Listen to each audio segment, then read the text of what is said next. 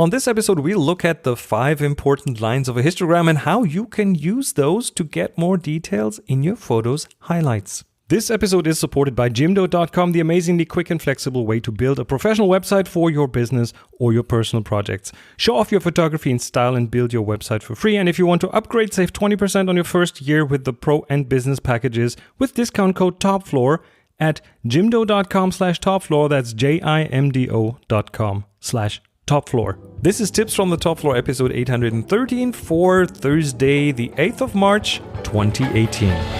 Tips from the top floor, tips from the top, alright, from the top floor. Hey and welcome, this is episode 813 of Tips from the Top Floor, coming to you straight from the Viewfinder Villa right outside the gates of Hanover in Germany. My name is Chris. First of all, it's early in the morning. I am preparing, I'm pre-producing episodes because when you listen to this, let me look at the calendar. It is, when you listen to this, I'm pretty much gone. I'm on my way up to Norway, to Tromsø, where I will board the Norderlicht, the ship that I was on last May. And we will then, we is the crew plus 12 passengers. We'll have I don't know how smooth the sailing will be, but we'll sail north, pretty much straight north up to Svalbard, the archipelago that we sailed around last spring. And it's this once a year they take the ship from Norway up to Svalbard, and then at the end of the summer they take it back to the south, it's all relative.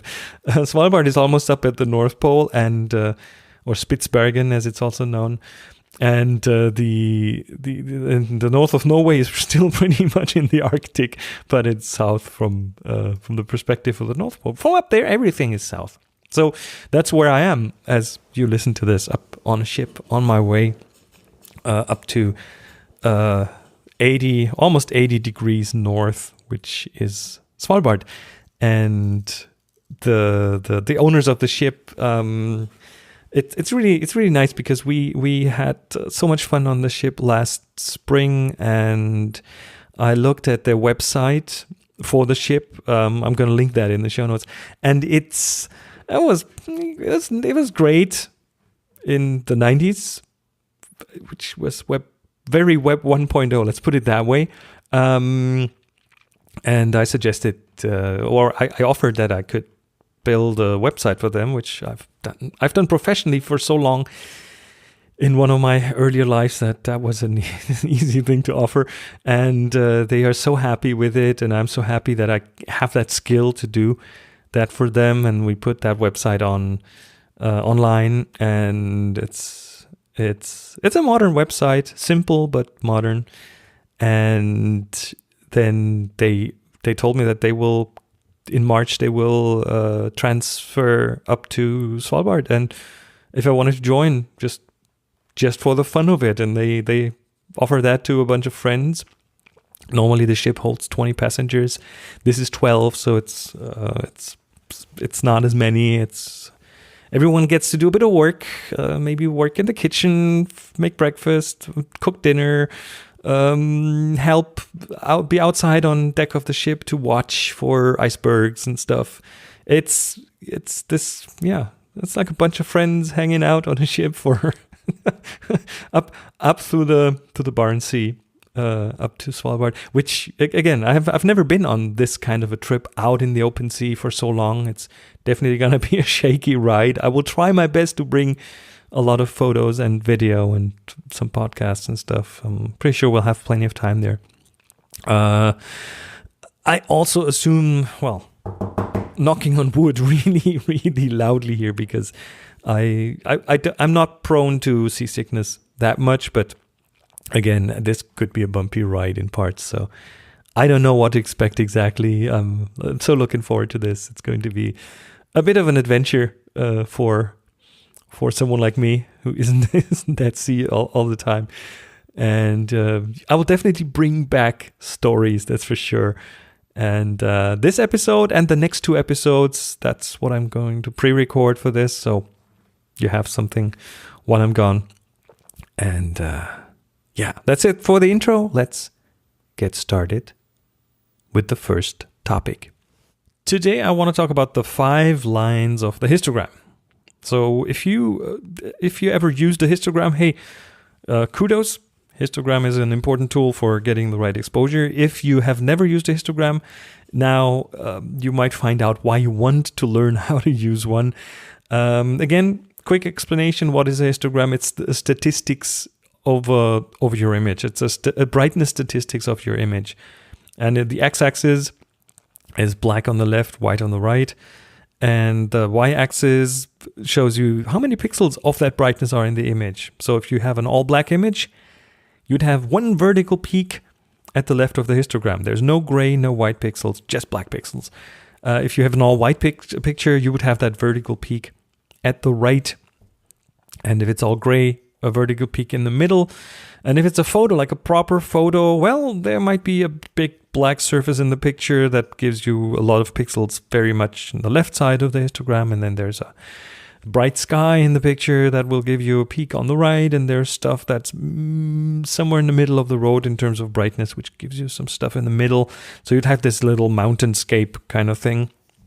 Again, lots of good tutorials out on YouTube and other places. So learn how to use a histogram. And the thing I want to talk about is if you go back to episode 810, the Desert Island Challenge episode, where I asked you to, where I suggested an exercise where you take a picture of the same thing from the same spot every day or regularly and build up a little library of different light situations, but with the same thing, so you can easily compare them.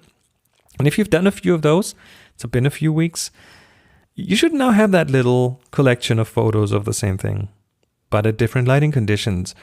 And if you go through those photos and look at their histograms, well, first of all, look at the photos themselves. They will be different. There will be some more high contrast pictures, some lower contrast, maybe an overcast day, which gives you lower contrast, or maybe a bright sunshine was out, which gives you higher contrast. And now look at the histograms. Maybe Lightroom or pretty much most photo editing apps will show you a histogram of the picture. And especially look at the histogram of like a picture with low contrast compared to a picture with high contrast. Try to spot the difference in histogram. Do that right now. Okay, do that right now. I'll hit the pause button. I'll be here when you come back. All right. How was it? What did you find? What you should have found is that the contrasty images, e.g. the ones in the bright sunshine, have a histogram that is like it's stretched out to the left and the right. It is more left and right leaning. Like there is a lot of like stuff in the bright areas and a lot of stuff on the dark areas on the left side, and not a lot in the middle. And we call it a bathtub histogram. So you have this U-shaped histogram almost. In the low contrast picture, it should be the opposite. The histogram should not have a lot at the far right and the far left, and it kind of bunches up in the middle. So that's how you can tell a contrasty from a not so contrasty photo. Now, there is no good or bad histograms. Let's get this out of the way right here. If someone tells you this is a horrible histogram, no, it's not. It's just a statistics of your image, and some pictures look just fine with a lot of overexposure, underexposure. But let's, if you want to be precise, if you want to be correct, let's say correct. Here's a quick lesson on what looks good where in the histogram. Let's draw 5 lines on our histogram. And I'll start with 3 lines. The one is the left.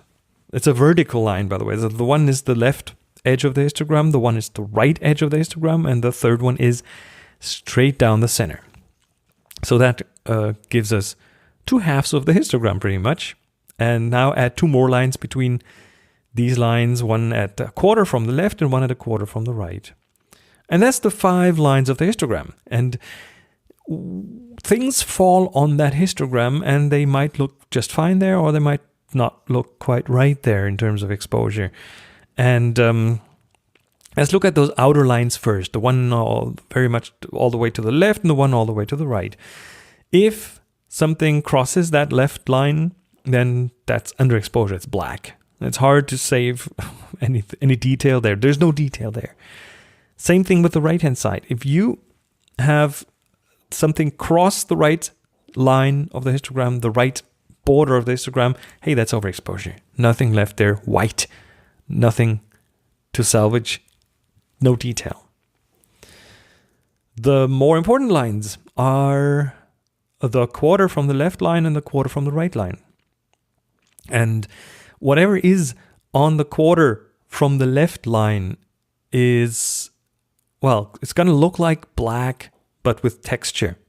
Imagine a black piece of clothing, for example. You want the wrinkles, you want the details in there. And that's when you put this on the histogram, when this is on the histogram on the left quarter line, that's when it looks good. The same thing with white things with texture. Look at the right quarter line, the one that's or 3/4 from the left or 1/4 from the right. If you have, let's say, a sheet of paper or a white wall or a wedding dress or something, if that sits on that 3/4 line from the left or 1/4 from the right, it'll look just perfect. It'll look fine. It'll have enough detail. It will just be the way it'll look the way it's supposed to look. And why I chose this as the opener of the show, we'll find out after these words.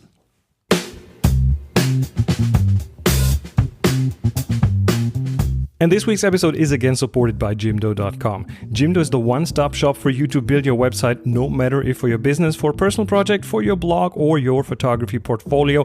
It's also one of the fastest ways for you to get started without any prior knowledge. Choose one of the professional designs, upload your photos and copy, and that's it. You're done. But it's not just your own website. You can easily add a shop, and if you are in the EU that is compliant with local laws, it's simple to add a blog, and I've even seen people use Jimdo to post their own podcasts. You don't need to learn HTML or CSS. It's a WYSIWYG interface. Very simple. What you see is what you get. And it supports a mobile-first approach. Your site will look amazing on all sorts of screen sizes, from your smartphones up to big desktop computers. You don't even need a computer to build your website. You can do everything right from their app on your iOS or Android smartphone. To get started, you can build a free Jimdo website and you can keep that free site. But then, if you want to enable full features and get your custom domain and email address, their Pro package comes at just €5 a month. That's about half of the price of major competitors. Not just that, Jimdo has also cut a special deal for all you friends of the Top Floor. If you use code TOPFLOOR on checkout, you get 20% off your first year of Jimdo Pro or Jimdo Business. Go to jimdo.com/topfloor to find out more and get 20% off your first year of Jimdo Pro and Jimdo Business. That's jimdo.com/topfloor and use offer code TOPFLOOR on checkout. Thanks for the support.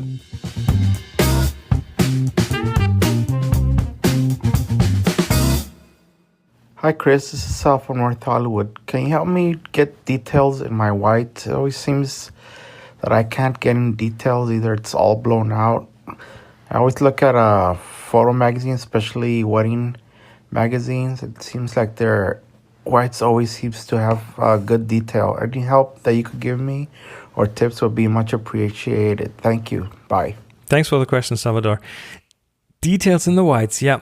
It's a histogram thing. It's where this thing falls on the histogram. And you decide where this falls on the histogram by, well, giving the picture the right exposure. And there are several ways to do this. We'll probably touched on this a million of times in the previous episodes. So you can use exposure compensation. You can learn how to manually expose. And the problem that you're seeing with blown out whites is often in high contrast situations. And you mentioned wedding magazines. So a classical situation, you have a bride and a groom, very traditional wedding, groom in black, bride in white. And if you have a lot of contrast between those two straight away. If you shoot in a high contrast light situation, let's say you go out in the bright sunlight, in the direct sunlight, then you will add to the already high contrast, and the camera might not be able to resolve that. Your camera might not be able to see all that contrast range at the same time. You can with your eyes. Our cameras are not as good with our eyes when it comes to resolving contrast. So direct sunlight might not be the right light for shooting this kind of shot. It's easy to blow out the highlights there, and it's very difficult to fix in post, especially if you're shooting JPEG. So first, a suggestion here, shoot raw. Shoot raw and do not do JPEG, because in JPEG you lose so much information that it's hard to fix that later. What's even more important, you need to reduce the contrast in the scene. If you have too much contrast in the scene and your camera cannot expose every part of the scene because it just doesn't have the latitude, then there are two ways to do this pretty much. There's a hard way and there's an easy way. The harder way is add artificial light to brighten the dark stuff in the scene, which means you will bring the dark, let's say the groom, you bring the groom's tuxedo up to a level that is a bit closer to the dress of the bride. But again, it will require you to bring lights and just, adding more light is always difficult. The easy way is shoot on an overcast day. Use a light situation that doesn't have as much contrast. And if you don't have an overcast day, if it's a beautiful sunny summer day, then move the couple into the shade, under a tree, behind the house, somewhere where the sun doesn't directly shine on them, and where the background is also nicely not in direct sunlight. In indirect sunlight, you have a much more diffuse light situation, and that is easier for your camera to handle. And then, of course, you will end up having to post-process your photos. You'll have to end up working on them as well. It's often the case that it's still a lot of contrast in the photo and it doesn't look fine. And that's why in Lightroom, for example, you have the highlight slider where you can bring the highlights a bit down, and you have a shadow slider where you can bring the shadows a bit up. So you can kind of, as long as your camera captured all those differences in brightness, you will have these sliders and they will actually do something and they will actually work. But again, it depends on what you captured and how you captured it.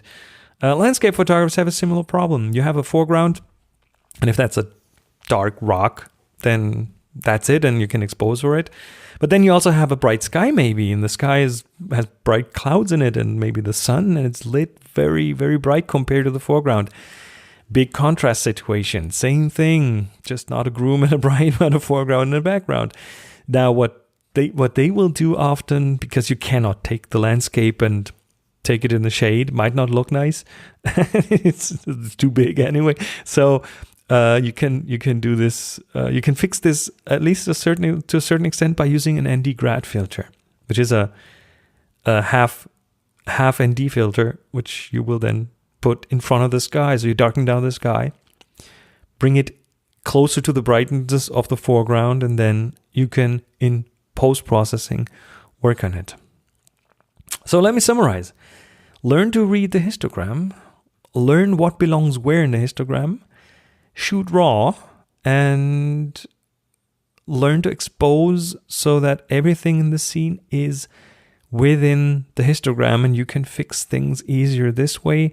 And if you need to capture a very, very big latitude in brightness, take your subjects and take them in the shade or in an overcast lighting situation.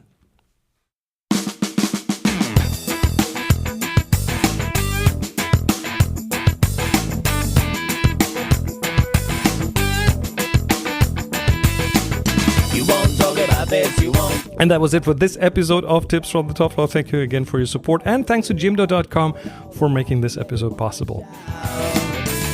Check out that histogram and stay away from the far edges if you want to keep detail in your shadows and highlights. And remember, we still have the March Slack photo challenge going. Topic for this challenge is water. And at the end of March, I will pick 3 of your photos and review them here on the show. And to participate, all you'll have to do is shoot a fresh photo and submit it to the TFTTF Slack. And if you're not on the TFTTF Slack just yet, Russ will be happy to invite you in. The link is in the description of this episode. Music for the show by Jeff Smith, silent partner in Hans-Peter Kagrud Publishing, and Slack challenges by Release Pixie Matt, Rafsitar Armstead, Slack invitations by Chief Invitation Officer CIO Rusty Russ. My name is Chris Marquardt. Follow me on Facebook and on Twitter at Chris Marquardt, Chris MARQUARDT. And of course, go out and take amazing photos. Be nice to each other. And happy shooting.